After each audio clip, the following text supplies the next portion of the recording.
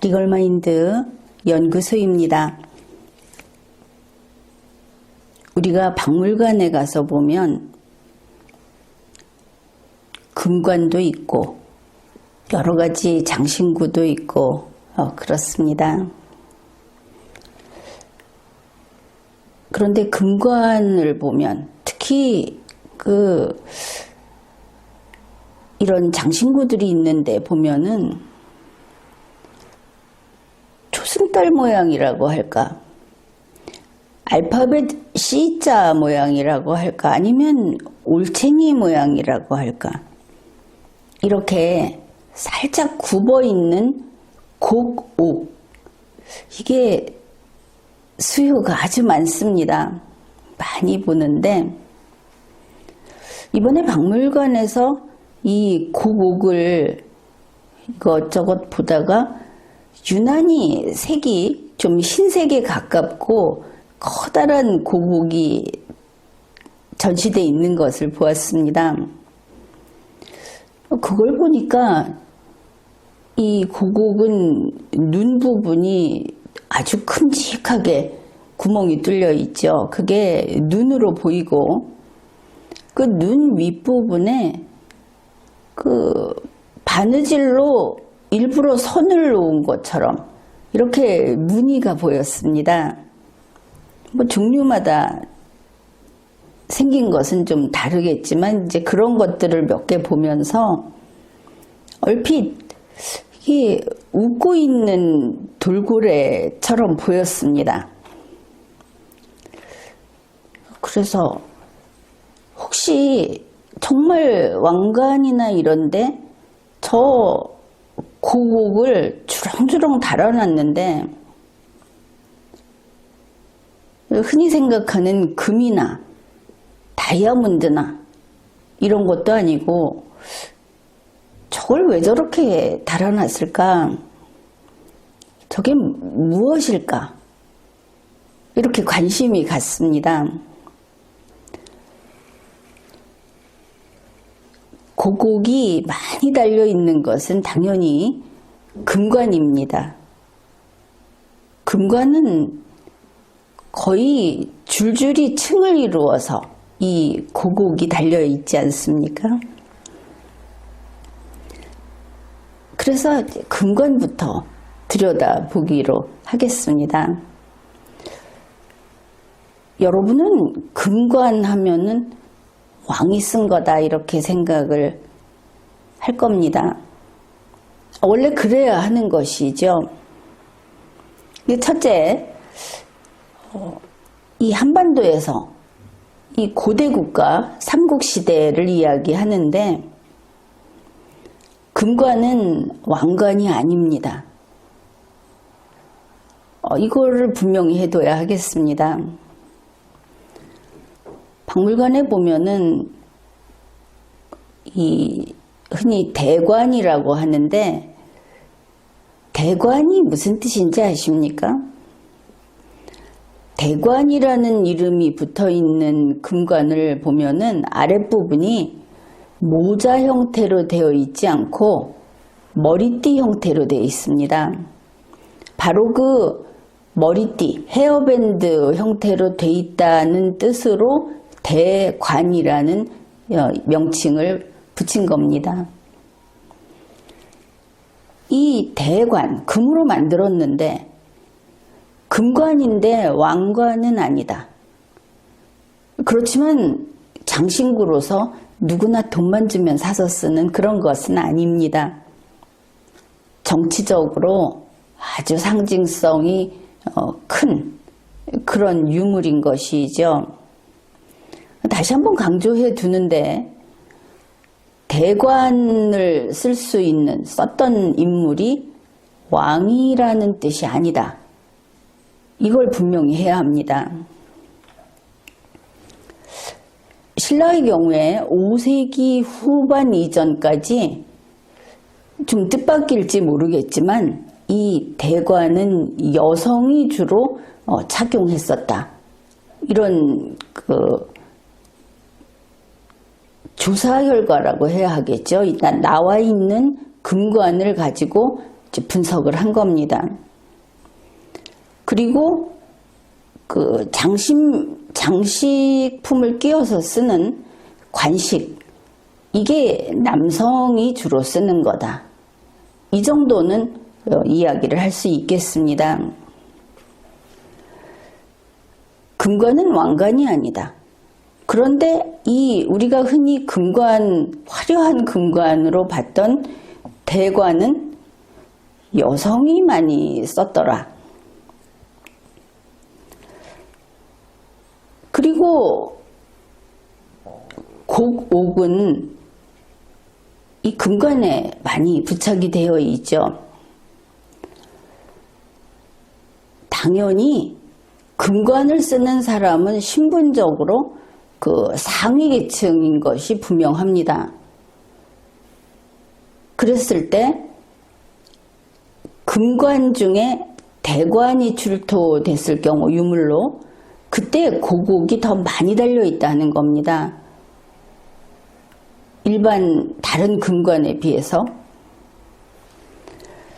그러다 보니까 그 능에서 이렇게 발굴한 유물에서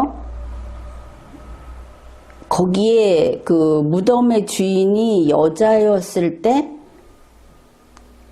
대관이 출토되고, 그 경우 무덤의 주인이 여자였을 때 곡옥이 더 많이 출토된다. 이렇게 말할 수 있겠습니다.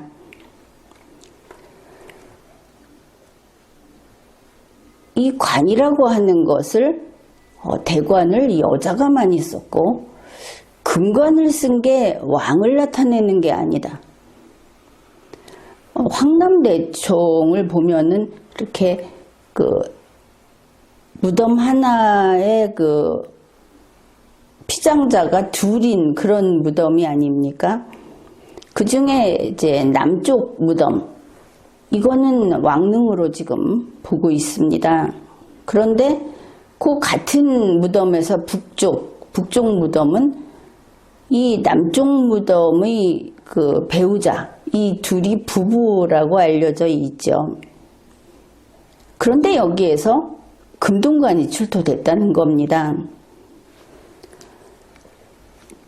그래서 그 장식을 달아서 쓰는 모자 형태의 관이라고 할까? 이게 이제 일상적인 관이고, 대관은 의례용, 그러니까 뭐 의식을 한다든지 제사를 지낸다든지 어떤 행사를 할 때 쓰는 거고, 그리고 이 신라 초기에는 이런 의례를 주관했던 것이 여성이었을 것이다.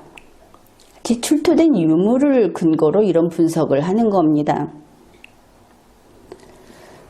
그러고 보니까 그 이후에도 신라 초기뿐만 아니라 그 이후에도 이 전통이 바뀌지를 않은 게 확인이 됐습니다. 6세기 초 천마총에서 금관이 출토됐다 하는 거 말고는 전부 그 무덤의 주인이 여자인 묘에서 금관이 나왔다. 이런 것입니다. 자, 금관 이야기를 했는데 금관과 고곡의 관계. 자, 금관에 고곡이 많이 부착되어 있다. 놀랍게도 이 연관성은 또 한 번 더 확인이 됩니다.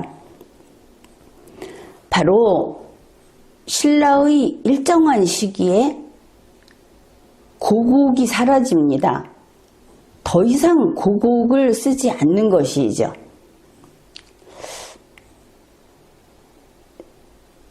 근데 그때가 언제냐? 고곡의 사용이 끝나는 그때 금관이 출토되는 것도 끝났다.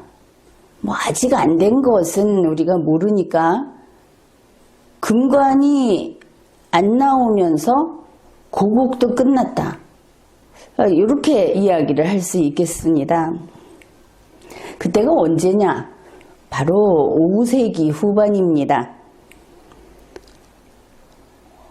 이때부터 신라는 점점 이 고곡 중에 이제 경옥제 고곡이라고 해서 아주 단단하고 강도가 높은 고곡을 이야기하는데, 이게 그 같이 부장하는 부장품 속에서 사라지는 겁니다. 점점 줄어들다가. 그리고 6세기 중반이 되면서 고곡이 완전히 끝이 납니다. 이 이유에 대해서는 소위 그 박장문화, 그러니까 무덤에 부장품을 많이 넣지 않는 이런 문화가 도입이 되고 불교가 도입이 되면서 이 고곡의 사용도 끝나고 금관, 고곡이 부착된 금관의 발굴도 끝났다. 우리가 발굴해 본 결과로는 이렇게 정리할 수 있겠습니다. 이 발굴된 금관도 6세기 전반이면 끝이 나는 것이죠. 더 이상 신라에서는 이런 화려한 장신구 이런 것을 무덤에 그 부장품으로 묻지 않기 때문에 그때부터 신라는 고곡을 생산하든지 사들이든지 하는 것도 이제 끝이 나고, 그 이후에는 이 경옥제 고곡이라고 하는 것은 그저 불탑 이런데 이제 들어가는 것으로 그렇게 지금까지 그 정도로 이제 조사가 됐고 그렇게 보고 있습니다. 그러니 이 금관이라는 것은 왕관이 아니고 의례용으로 보는데, 여성이 주로 이 의례 주관자였다. 그런데 나중에 이게 남성용도 있지 않느냐, 이렇게 봤을 때는 우리가 좀 이해해 볼 수가 있는 것이, 그러면 좀 더 이른 시기에는 이 제사장 같은 의례를 주관하는 것이 여성 위주였다가 나중에는 시대가 점점 이렇게 나중으로 지금까지 이렇게 다가오면서 근세로 넘어오면서 이렇게 말을 하면 되겠죠. 이 제사장 담당도 여자 몫이 아니라 남자 몫이 됐을 수도 있겠다. 이렇게 이해해 볼 수 있을 겁니다. 그러니 우리가 외국에서 이 금관이 나오면 당연히 왕관 이렇게 부르는데, 한반도에서는 계속 금관이라고 한다. 그래도 우리는 입에 붙어서 금관을 보면 왕관이라고 하죠. 비슷한 것이 신라의 이 큰 무덤들 중에서 총이라는 말이 붙은 무덤이 있습니다. 거기에도 이유가 있습니다. 그 피장자가 왕이라고 한다면 왕릉이라고 할 텐데, 이게 신분이 높은 것 같기는 한데 왕이라는 증명이 안 되는 것이죠. 그럴 때 총이라는 말을 붙인다고 합니다. 그런데 이제 그렇더라도 이 금관이라는 것이 얼마나 휘황찬란합니까? 박물관에 전시해 놓은 것을 보면 조명 밑에서 아주 대단히 번쩍거리고 그러는데, 그게 알고 보면 종이호랑이라는 것이죠. 여러분이 금관이 너무나 얇아서 이걸 쓰고 사람이 돌아다니면서 공물을 볼 수 없을 정도로 얇다 하는 거 아십니까? 자, 신라의 금관은 우선 이 삼국 중에 신라 이야기를 하면 신라의 금관은 왕관은 아니다 그랬습니다. 첫째는 무덤에서 출토됐으니까 장례용품으로 쓰인 거 맞죠? 그 경우에는 이게 장례용품이다 하는 것은 실제로 이 유물을 관리했던 공무원들, 이런 사람들의 그 증언에서 알 수 있는데, 발굴 당시에 보면은 금관이 마치 데드마스크처럼 그 사망자의 머리 전체에 씌워진 채로 발견이 된답니다. 그래서 이제 이거는 착용하는 게 아니고 장례용품이다, 이렇게 주장을 하는 그런 경우도 있고. 그러면 과거 신라인들이 그들이 살아있을 당시에 이 금관을 쓰지 않았느냐, 그때도 썼다고 봐야 하겠죠. 이럴 때는 의례용품이다, 이렇게 볼 수 있겠습니다. 그런데 금관이 너무 얇다고 하지 않았습니까? 그 이야기를 소개하겠습니다. 1990년대 후반에 경주박물관에 근무했던 사람이 직접 한 이야기입니다. 한 번은 이 금관을 전시장 밖으로 좀 옮겨보려고 했는데 못했다는 것이죠. 왜냐하면 이 금관의 금판이 너무 얇아갖고 휘어진다는 겁니다. 움직이려고 하면은. 그래서 이렇게 얇아 빠진 금관을 신라 왕이 쓸 수 있었겠느냐, 그때만 해도 그렇게 생각을 했답니다. 그뿐 아니라 금관에 조각된 그 무늬가 너무나 대충, 거기에 이거는 그 잘못 만들어진 것 같은데 할 정도로 만드는 사람이 실수한 흔적이 여기저기에 나타나 있었다는 겁니다. 그렇게 보면 이 금관은 어쩌면은 항구적으로 쓰는 것이 아니고 그 어떤 행사를 할 때 그때마다 쓰는 게 아니었을까, 그렇게 볼 수도 있겠죠. 그렇다면 이 정도로 얇고 약해도 충분하지 않겠습니까? 즉 그 이외에도 금관의 주인이 어른 남자도 있었고 어른 여자도 있었는데 소년도 있었다. 그러고 보니 이 금관은 왕관이 아니면서 왕의 그 직계 가족이라든지 이런 어떤 지위가 높은 그런 사람들이 가질 수 있는 물품 가운데 하나였다, 이렇게 지금은 해석을 하고 있습니다. 신라의 금관 같은 이런 금관은 지금까지 세계의 다른 나라에서 출토된 예가 전혀 없습니다. 이 고국을 이야기했는데 금관과 고국은 뗄래야 뗄 수 없는 관계이죠. 이 고국이 금관 장식에 금관 하나에 고국이 아주 많이 들어가지 않습니까? 그래, 그 고국을 가만히 보고 있으면 귀여운 동물처럼 보인다, 돌고래처럼도 보이고, 그러다가 문득 이거 혹시 누에가 아닐까, 이렇게 생각을 했는데 누에를 떠올린 데는 비밀이 있습니다. 나중에 이야기를 해드리겠습니다. 누에가 아닐까 한 부분에서 누에가 먹고 사는 그 주식은 뽕나무 잎이죠. 여기에서 한 가지 질문을 하겠습니다. 고대 이 한반도에서 가장 귀중한 식물 자원이 무엇이었을까? 무엇이라고 생각하십니까?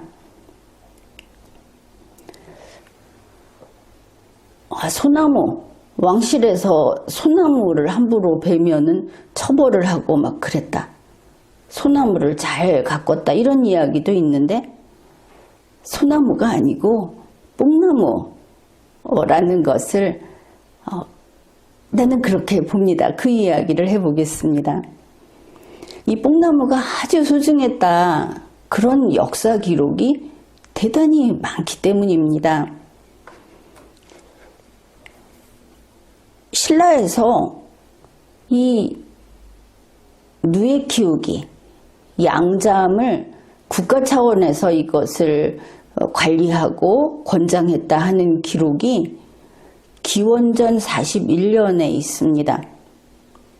이거는 앞으로 더 유물이 발굴되고 하면서 더 과거로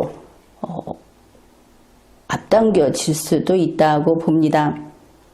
거의 몇백 년이 앞당겨질 수도 있고 혹은 몇천 년이 앞당겨질 수도 있는 게 바로 이 부분이다.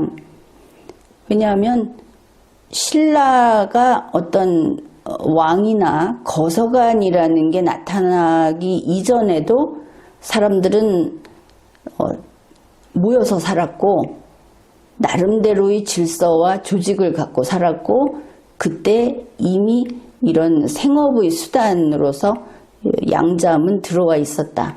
이렇게 봤을 때 그 정도로 앞당겨질 수 있다. 그렇게 보는 겁니다. 바로 이게 기원전 41년 그게 삼국사기에서 시조 혁거세 거서관이 육부를 순행했다 하는 기사의 내용입니다. 혁거세 거서관이 육부를 돌면서 백성들을 살폈는데 그때 왕비 아령 부인도 이때는 아령 왕비도 같이 동행을 했다고 합니다. 농사하고 양잠을 권해서 그걸 잘해라 이렇게 이야기를 했다는 것인데 그러면 농사는 혁거세 거서관이 양잠은 아령 왕비가 이거를 응원을 하고 사람들에게 독려를 하고 하지 않았겠는가 이렇게 짐작해 볼 수 있겠죠. 바로 이 농사와 양잠을 권한다 하는 것이 원문에서 농상이라고 표현이 됩니다. 그 다음에 이제 기원후 57년 내내 삼국사기의 기록입니다. 탈해 이사금이 즉위했을 때 이때 무슨 관련성이 있느냐 하면은 탈해라는 인물은 알에서 태어났다고 하지 않습니까? 그 탈해가 태어났던 때가 기원전 19년입니다. 기원전 19년에 비단으로 이 나중에 탈해로 될 알을 싸서 괴짝에 넣어서 바다에 띄웠다 하는 기록이 삼국사기에 있는 겁니다. 이때 비단이라는 것은 한자로 백자를 썼습니다. 비단백.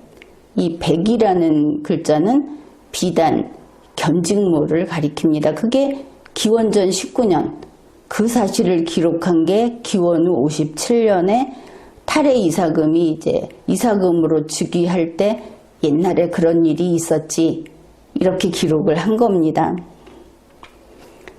기원후 82년 파사 이사금 그때 영을 내렸다 명령을 했다 그러는데 걱정스럽게 이야기를 합니다. 지금 창고가 비었고 무기는 무뎌져 있다. 만약에 홍수나 가뭄 같은 재난이 있든지 변경 지역에서 누가 쳐들어오면 어떻게 막겠는가? 그래서 농사와 양잠을 권하고 무기를 연마해서 불의의 사태에 대비하라. 이렇게 명을 내렸다는 겁니다. 농사와 양잠이 같이 따라다니는구나 하는 걸 알 수 있죠. 이게 이제 서기 82년입니다. 역시 그 원문, 한자 원문에서는 농상, 농사 짓는다 할 때 농자와 그 뽕나무 상자를 써서 농상이라고 딱 쓰면 그게 이런 뜻이 된다. 누구나 척 들으면 아는 용어가 이거였구나 이렇게 생각을 해보면 굉장히 가까이 와 있는 개념인 것을 알 수 있을 겁니다. 이 누에치는 일이 얼마나 중요했는가는 문무대왕이 김유신에게 엄청난 상을 주면서 이 사람은 상 받을 자격이 충분하다. 그렇게 이야기할 때 누에치는 일을 이야기를 했습니다. 그게 삼국사기 668년 9월 21일의 기사입니다. 훨씬 나중의 일인데 이게 그렇게 중요한 건가 싶은 것이죠. 문무대왕이 김유신의 할아버지 무력, 김유신의 아버지 서현이 국경방어를 잘하고 전쟁에서 잘 싸웠다. 바로 그랬기 때문에 백성들이 안심하고 농사짓고 누에치는 일을 할 수 있었고, 그래서 그 왕과 신하들이 나란 일 때문에 근심을 안 해도 됐다. 국경을 잘 지키는 것이 농사짓고 누에치는 일을 백성이 마음 놓고 할 수 있게 해주는 일이다. 이렇게 말을 한 겁니다. 그러면서 그때 김유신에게 어떤 상을 줬느냐. 태대 서발한이라는 직위를 주고 시급, 거기에서 이제 세금 같은 걸 걷어서 수입으로 쓰는 것이죠. 무려 500호를 줍니다. 그리고 수레, 요즘 같으면 자가용, 그 다음에 지팡이도 주고 또 있습니다. 왕궁에 왕을 뵈러 올라갈 때 안 해도 되는 게 있는데 허리를 굽히고 빨리 걷는, 이게 아마 그때의 관습이었던 모양입니다. 그거를 김유신은 안 해도 된다. 이렇게 한 겁니다. 고구려 정벌을 한 데 대한 포상이기는 한데 그 상 받을 만한 이유가 백성이 농사 짓고 누에치는 일을 할 수 있게 나라를 잘 지켜서 그랬으니 이런 상을 준다고 한 걸 보면 농사 짓고 누에친다고 하는 게 곧 그게 정치다. 정치의 목표, 도달해야 되는 지점이다 하는 것을 알 수 있죠. 또 이 뽕나무가 누에치는 일이 얼마나 중요한가 하는 것은 같은 삼국사기 서기 786년 4월 원성왕 때입니다.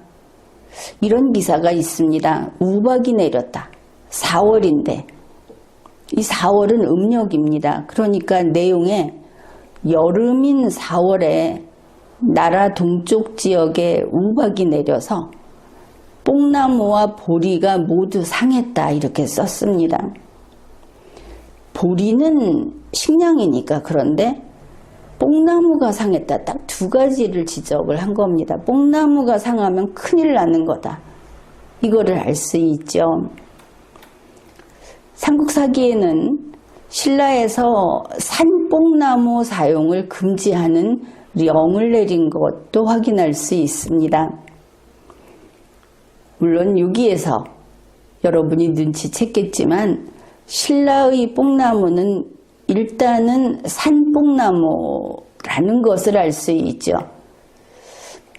그것을 또 재배하는데 성공했는지도 모르겠고, 아무튼 산뽕나무에 대해서 금지령을 내렸습니다. 다름 아닌 마구에 대한 규정입니다. 말에 필요한 그 장식이나 뭐 도구 이런데 여러 가지 나무가 필요하지 않습니까? 거기에서 산뽕나무 안 된다고 한 것인데, 신라에는 뭐 육두품도 있고 이렇게 있는데 육두품부터 이제 기록을 찾아봤습니다. 육두품, 말 안장 틀에 자단, 침향, 회양목, 회나무, 산뽕나무, 그 다음에 금, 은, 옥을 다는 것을 금지한다. 이 산뽕나무는 한자로 나무목의 돌석을 쓰는 산뽕나무 자라는 글자를 씁니다. 그보다 이제 좀 낮은 오두품, 오두품도 안장틀에 산뽕나무 사용을 금한다. 금, 은, 옥 안 된다 하는 것 똑같습니다. 이제 사두품에서 백성까지 그 이하로 전부 다 안장틀에 산뽕나무 사용을 금한다. 이렇게 규정을 하고 있습니다. 산뽕나무는 함부로 쓸 수 없는 거다. 아니 육두품까지 여기 쓰지 못하게 하고 있구나. 이것을 알 수 있죠. 이러고 보면 신라는 특히 양잠이라는 것을 아주 일찍부터 했고 그것이 매우 중요하고 이런 것을 알 수 있는데 중국의 옛 문헌에서도 신라에서는 양잠이 성행한다라는 기록을 찾아볼 수 있습니다. 진서 동의열전에서 그곳의 토질은 오곡이 자라기에 적당하고 양잠, 누에 기르기가 성행하고 있고 비단을 아주 잘 짜고 소도 부리고 말도 탄다. 이렇게 기록을 했습니다.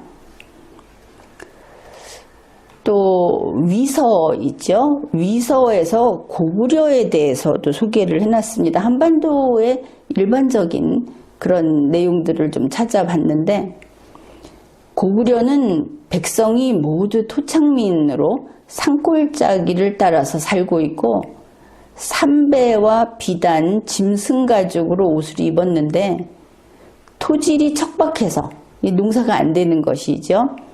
그래서 양잠과 농업으로는 생산량이 절대 부족하다. 그래서 사람들은 음식을 제대로 못 먹는다. 이런 기록이 있습니다. 양잠을 하긴 하는데 수요를 충당하지 못한다. 아예 안 된다. 그 정도는 이것을 알 수 있습니다.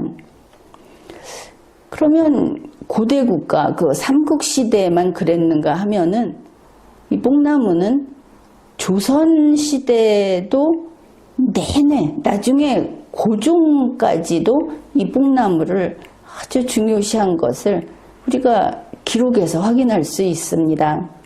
몇 가지만 보면 조선왕조실록에서 찾아보면은 1409년 태종 9년입니다. 그때 궁원에 그 궁궐뜰에 뽕나무를 심도록 명령했다. 그런데 이게 성주의 공상제도를 본뜬 것이었다. 이렇게 기록을 합니다.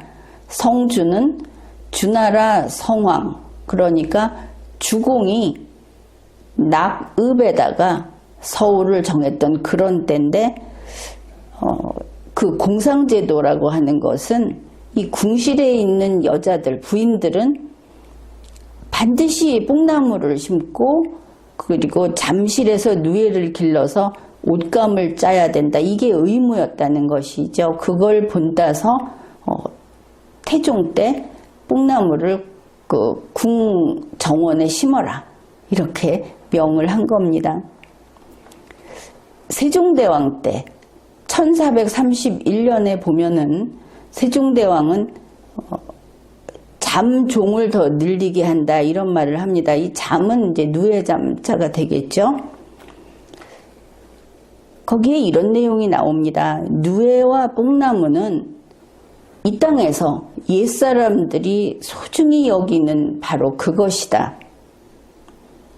그래서 그 연희궁에서 기르는 잠종을 이제 더 준비해서 나누어 기르도록 해라 이랬는데 옛날 사람들이 소중히 여긴다는 원문이 잠종은 고인 소중 이렇게 되어 있습니다.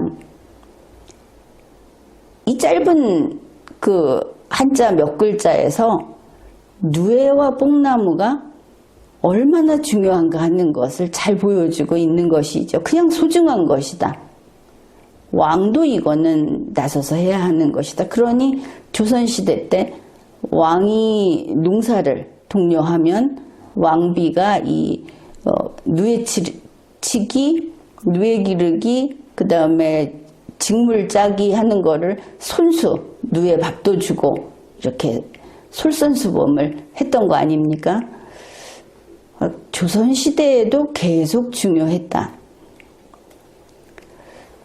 단종 1454년에 보면은 이런 내용이 있습니다. 누에를 치고 뽕나무를 심는 것은 정치하는데 우선으로 삼는 것이다.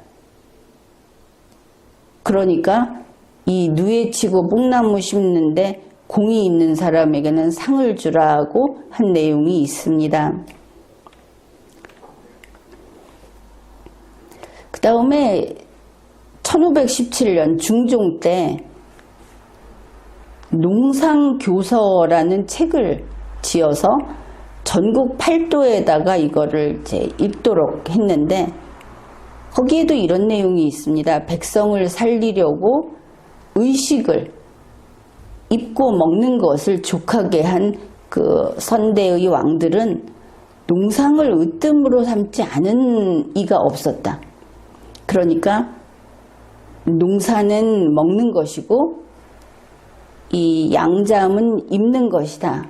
그것을 알 수 있죠. 그런데 뽕나무로는 종이도 만들고 약재로도 쓰고 이랬던 것을 알 수 있습니다. 그리고 또 먹을 것이 없을 때는 구황식물로서 그 열매도 먹고 뭐 그랬다고 합니다.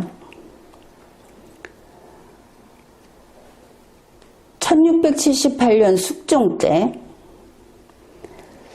집집마다 뽕나무를 심게 하는 법령을 지키도록 하고, 그리고 수천리 강역, 그러니까 조선 전 영토에 울창한 뽕나무 고을을 만들게 하십시오. 이렇게 그 윤휴, 많이 들어본 이름이죠. 윤휴가 아래니까 숙종이 그렇게 하라고 했다고 합니다. 모든 고을이 뽕나무로 울창하게 하라. 이 정도로 탐을 내는 것이 뽕나무구나 하는 것을 알 수 있죠. 자, 그럼 이제 다시 조선도 이랬다. 그런데 신라로 돌아가 봅시다. 신라의 뽕나무는 중국 수입품일까 하는 겁니다. 왜냐하면 뽕나무는 중국산이다, 중국 거다. 중국이 항상 주장을 했고 한국 사람들도 정말 무신경하게 이런 이야기를 하니까 좀 따져봐야 하지 않겠습니까? 그런데 신라의 뽕나무는 중국 수입품이 아니다. 이렇게 이야기를 할 수 있겠습니다. 우리 한민족 대백과에서 산뽕나무라는 것을 설명을 하고 있습니다. 이것을 달리 표현하면 맷뽕나무, 맷산자니까 맷뽕나무, 이게 이제 우리말이 되겠죠. 맷이라는 것이. 한민족 대백과 사전에서 설명하는 것이 이겁니다. 누에를 치고 비단을 짜는 양잠은 국가의 주요 산업이었다. 그런데 이제 이 비단의 원료가 되는 나무가 뽕나무 아닙니까? 그래서 그냥 뽕나무는 중국에서 들여와서 기르는 나무를 가리킵니다.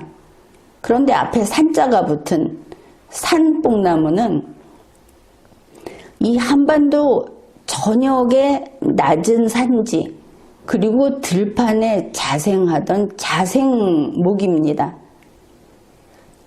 낮은 산에서 깊은 산까지 한 1000m 고지 이하 양지바른 기슭에서는 자라는데 대략 한반도에서 개마고원 이남에서 자란다.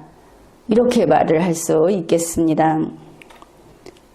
단국대학교 동양학연구소에서 설명하는 것을 보면 이런 것도 있습니다.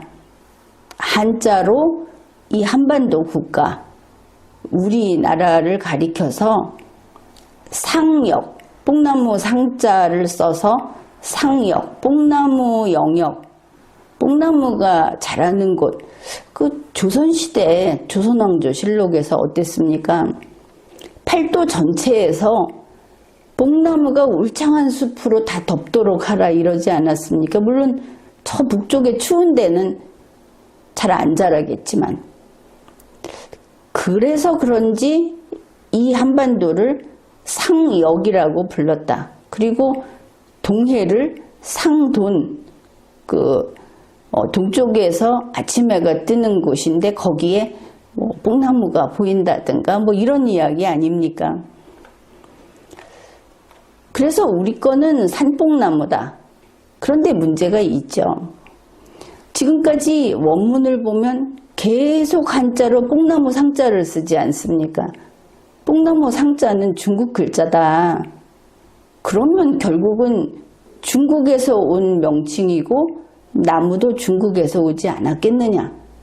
이렇게 이제 문제 제기를 할 수 있겠죠. 그런데 그것도 아닙니다. 이 뽕이라는 말은 우리가 한자로 상자를 써놓고 뽕나무 상이라고 읽습니다.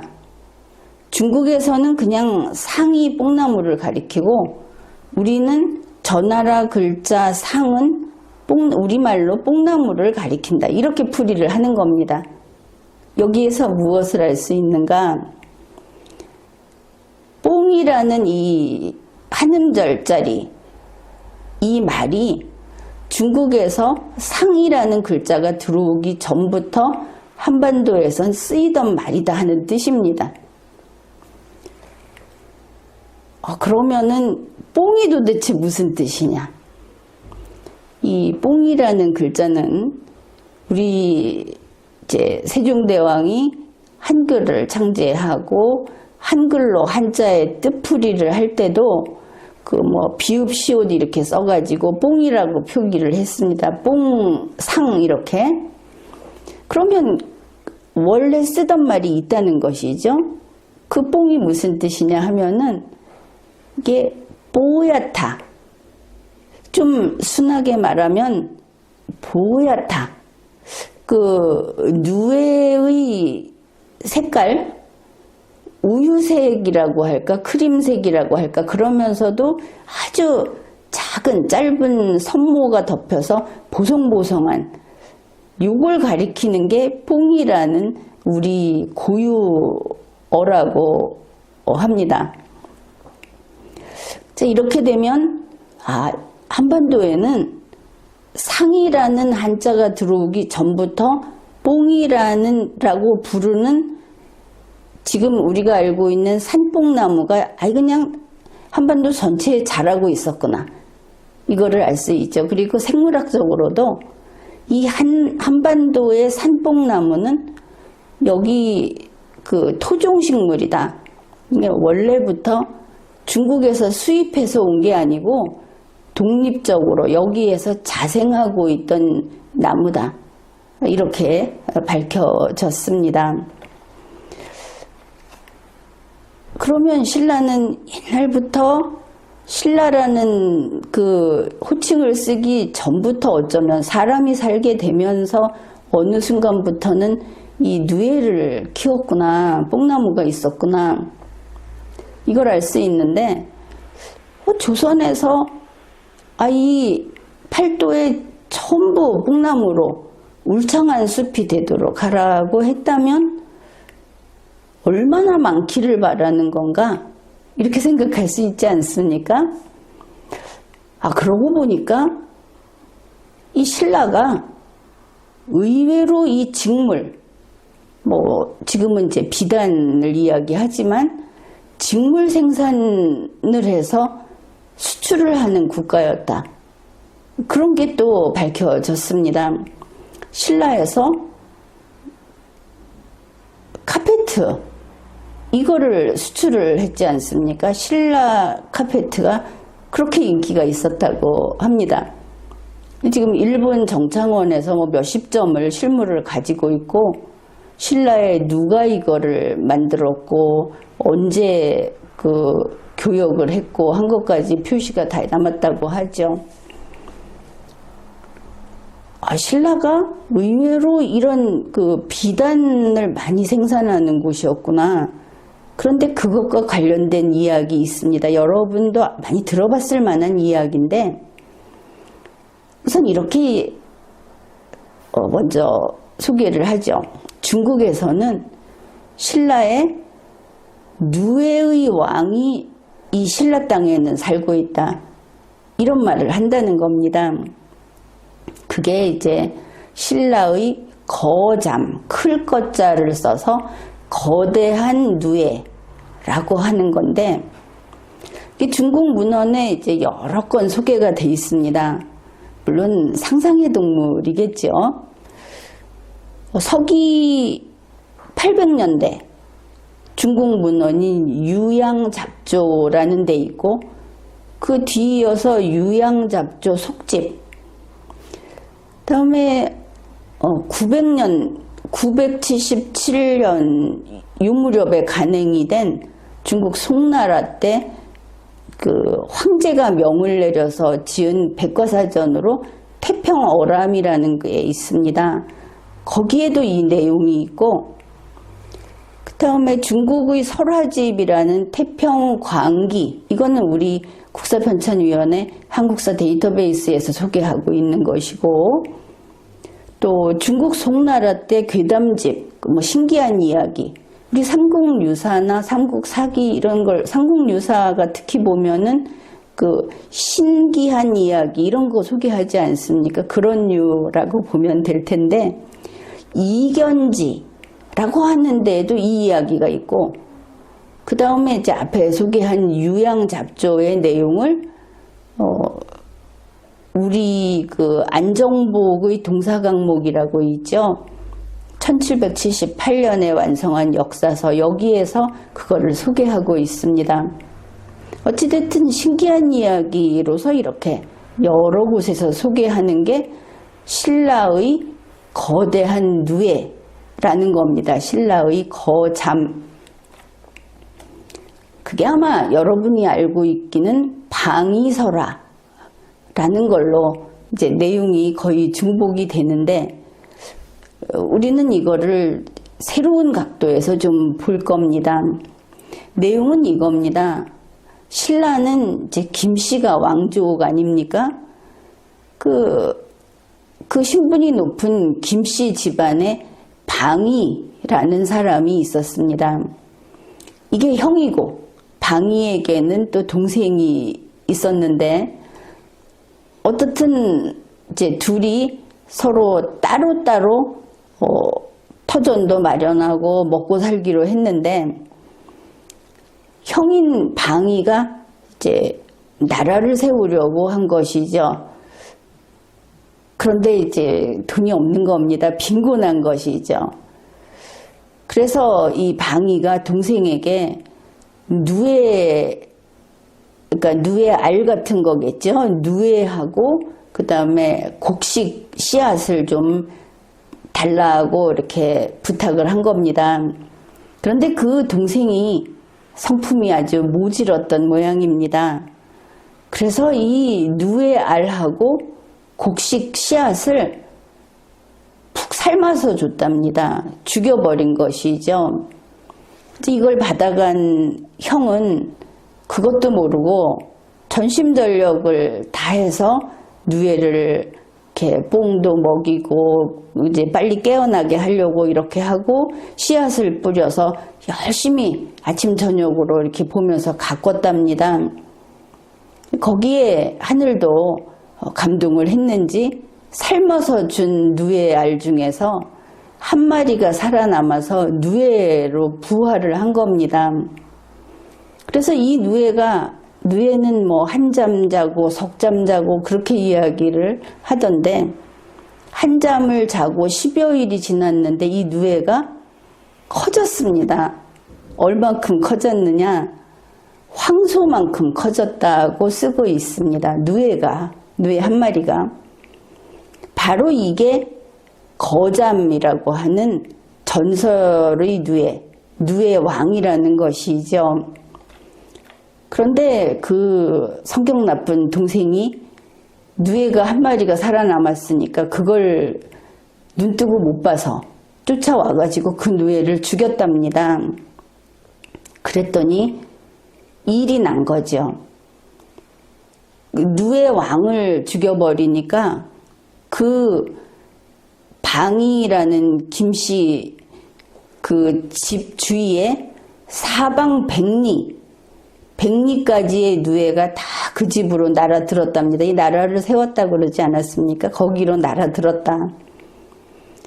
그래서 이 나라가 비집기 가국이다 이렇게 말한다. 이게 무슨 뜻이냐면 누에가 날아들어와서 붙들어 일으킨 나라다 이런 뜻이랍니다. 그래서 이 엄청난 누에가 몰려들어서 그 김씨성을 가진 신라의 방이라는 사람이 세운 나라가 아주 부유한 나라가 됐다.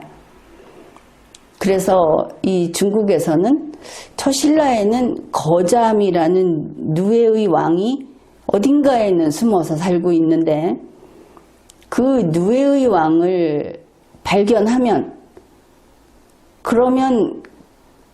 그런데 이제 그 누에의 왕을 죽이면 이렇게 떼부자가 된다. 나라가 통째로 부자가 될 정도로 그렇게 된다. 결국은 누에를 많이 키우고 비단을 많이 생산한다는 뜻이 되겠죠. 근데 우리 한국에서는 이 방위설화를 흥부 이야기의 그 원조다 이렇게 말을 하면서 착한 일을 하면 상을 받고 나쁜 일을 하면 벌을 받는다는 권선징악의 예로 가르치고 그렇게 이해만 하고 있는데 여기서 우리가 주목할 부분이 있습니다.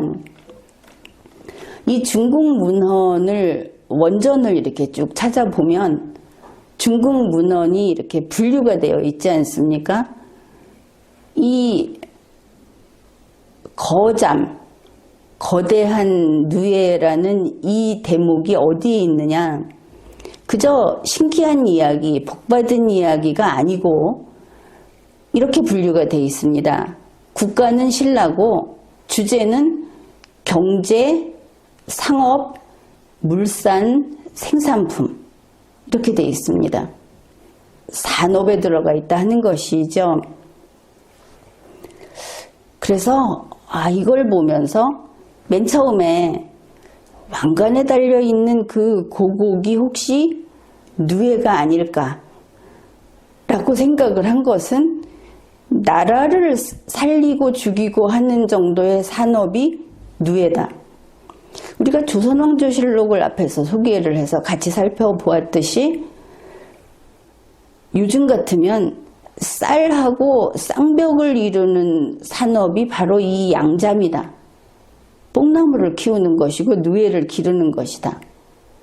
이렇게 됐을 때 그게 신라를 살렸다. 신라를 부자로 만들었다. 요 시대에 중국이 말하듯이 이게 성립이 된다면 그 시대의 신라에서는 왕실에서는 이 누에 신을 모셔야 되지 않겠느냐 이렇게 볼 수 있는 겁니다. 그래서 신라 금관에 이 주렁주렁 달린 고국이 바로 그 누에, 특히 누에의 왕이라는 거잠을 표시하는 게 아닌가. 어디 있는지 모르는. 그런데 중국도 그렇고 이 한반도도 그렇고 이 동양 쪽에서 양잠이라는 것은 다 소중하게 여겼는데 조선시대를 봐도 우리가 알듯이 그 농사의 신, 농사와 관련된 신, 이 누에치기와 관련된 신은 직접 왕과 왕비, 이 왕실에서 이 제사를 모시고 직접 주관을 했다는 것이 우리가 확인할 수 있는 겁니다.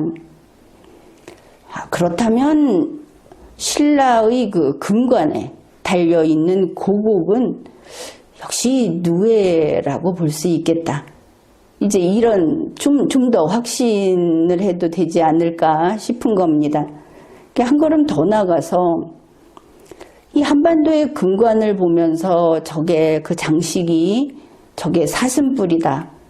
무슨 무당처럼 사슴뿔을 달아놓고 무슨 그 굿을 한다든지 제사를 지내는 그런 것일 거다. 한자로 매산자를 표시한 거다. 이런 말들이 있지 않습니까? 그런데 우리가 이렇게 지금 참 아주 한 1, 2천 년 이 긴 세월 동안 역사 기록을 쫙 훑었습니다. 이렇게 보고 나니까 금관의 장식은 뽕나무 가지로 볼 수 있고 잘 찾아보면 뽕나무 열매도 있을 것 같습니다. 무엇보다도 금관에 보면 귀 밑부분에 이렇게 늘어뜨리는 데를 보면 나뭇잎 같은 거 붙어 있죠. 그 늘어뜨리는 장식이 이제 보니까 뽕나무 잎을 보통 나뭇잎보다 둥그스름하게 만들었는데 이게 뭘까? 항상 불교 쪽에서만 찾았는데 이게 고대라는 걸 생각해 보면 뽕나무 잎이고 그리고 고곡은 누에라고 볼 수 있겠다. 이렇게 좀 추론을 해 보았습니다. 몇천 년 동안 특히 이 한반도를 봤을 때 뽕나무는 국가 아주 첫째로 중요한, 물론 곡물하고 같이 그 중요한 산업자원이었다. 국가의 흥망을 좌우하는 그런 것이었다 하는 것을 알 수 있는 겁니다. 그래서 이 고곡을 보면서 금관, 신라금관 이야기를 했는데 한반도는 대체로 성격이 다 유사합니다. 그리고 신라의 거잠, 이게 단지 착한 형의 이야기가 아니라 신라의 이 양잠산업, 비단을 만들고 결국 이게 신라의 실크로드라든지 혹은 초원의 길, 초원길이 있죠. 이런 데서 통상을 하는 주요 상품이 과거에 고대에 이렇게 중요한 비단을 움켜쥐고 있고 또 그 다음에 바로 이어서 가장 중요한 철을 움켜쥐고 있고 이것이 바로 신라를 이상향으로 그 당시 이 신대륙을 뺀 전 세계에서 여기를 가장 동경하는 곳으로 만든 게 아닌가 이렇게 생각을 해볼 수 있겠습니다. 지금까지 리걸마인드 연구소였습니다.